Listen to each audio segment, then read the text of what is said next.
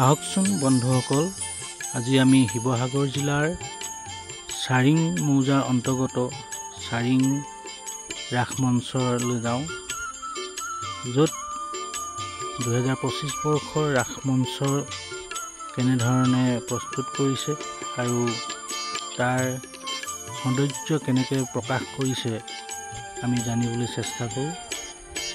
প্ৰথমে আপোনালোকে বাটচৰাতে দেখিবলৈ পাইছে এখনি ধুনীয়াকৈ প্ৰভু ভগৱন্তৰ যি দশ অৱতাৰ তাৰ প্ৰদৰ্শন কৰাৰ প্ৰয়াস কৰিছে। আপুনি সোমাই যাওঁতে এখন ভাগ দশ অৱতাৰ দৃশ্যৰ পাছতে সোঁকাষে পুখুৰীৰ কাষত প্ৰভু ভগৱন্ত অনন্ত শয্যাত দেখা গৈছে।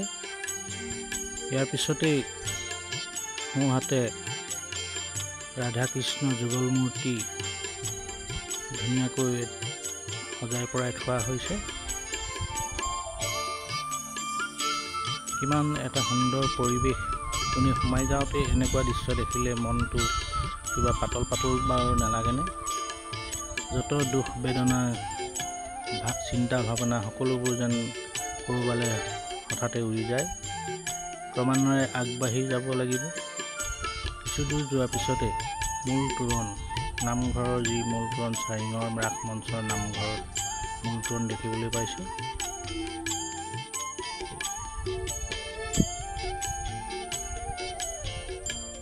তোৰণৰ বাওঁ কাষে খোল লৈ এজন খুলীয়া গায়ন বায়ন অসমীয়া সংস্কৃতি এটা দৃশ্য।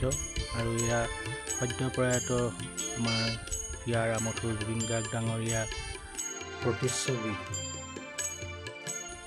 শ্ৰদ্ধাঞ্জলি হিচাপে ৰাখিছে। অকল ইয়াতে বুলি নহয়, এই দৃশ্য আজি সমগ্ৰ অসম তথা ভাৰতবৰ্ষৰ বিভিন্ন স্থানত ভাৰতবৰ্ষৰ বাহিৰতো জুবিন গাৰ্গ মহাপ্ৰয়াণৰ পিছত যি তেখেতৰ প্ৰতি প্ৰীতি ভালপোৱা আছিলে সেইখিনি প্ৰদৰ্শন বিভিন্ন ধৰণে কৰি আহিছে। ইয়াৰ পিছতে সোঁকাষে জুবিন ক্ষেত্ৰ হিচাপে তাতে এখনি গ্ৰন্থমেলা বা মেলা আয়োজন কৰিছে। এই গ্ৰন্থমেলাখনিত স্বৰলিপি গ্ৰন্থযাত্ৰা বুলি এটা ষ্টল খুলিছে। তাত বিভিন্ন ধৰণৰ কিতাপ আছে। কিন্তু দুখৰ বিষয়, মই ইয়াত 3খন কিতাপ বিচাৰিছিলোঁ, কিন্তু 3খন কিতাপেই উপলব্ধ নাই। এই কথাটোতে অকণমান মনটোত বেয়া লাগিল। মই বিচাৰিছিলোঁ মহাপুৰুষ শ্ৰীমন্ত শংকৰদেৱ গুৰুজনাৰ বিষয়ে জানিব পৰাকৈ লিখিত গুৰু চৰিত পুথি আৰু লগতে আদিজামান আৰু ব্ৰিটেইনৰ সন্মানীয় বুকাৰ পুৰস্কাৰ বুটলিবলৈ সক্ষম হয় 1997 চনত অৰুন্ধতী ৰয়ৰ গড অফ স্মল থিংছ। এই 3খন কিতাপে উপলব্ধ নাই।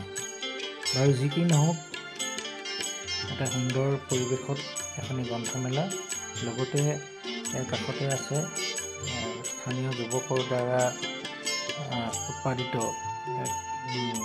বিভিন্ন বৃক্ষ পুলি, ফল মূল হওক বা বাগিচা উদ্যান শস্যৰ পুলি ইয়াত মেলা কৰিছে।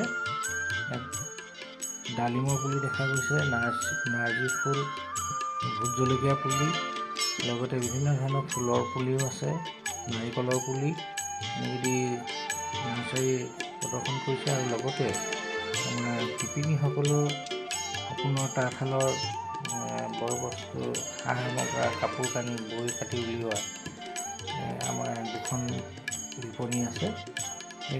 এইখিনিয়ে এই অনুষ্ঠানটোত বিশেষ ভূমিকা গ্ৰহণ কৰিছে। আৰু লগতে ইয়াত যিসকল মানে স্বত্বাধিকাৰী তেখেতসকলৰ পৰিচয়সমূহ এনেকৈ তেখেতসকলৰ বেনাৰ পোষ্টাৰ লগাই জানিবলৈ দিছে। বিশেষভাৱে 2খন নাৰ্চাৰীৰ নাম ইয়াত উল্লেখ কৰিছে, জেৰেঙা আৰু কাঞ্চন নাৰ্চাৰী। এই 2খন নাৰ্চাৰীয়ে তেওঁলোকৰ যোগাযোগৰ ঠিকনাও উল্লেখ কৰিছে, ক'ত কেনেকৈ যোগাযোগ কৰিলে তেখেতসকলৰ লগত যোগাযোগ কৰিব পাৰিব। আৰু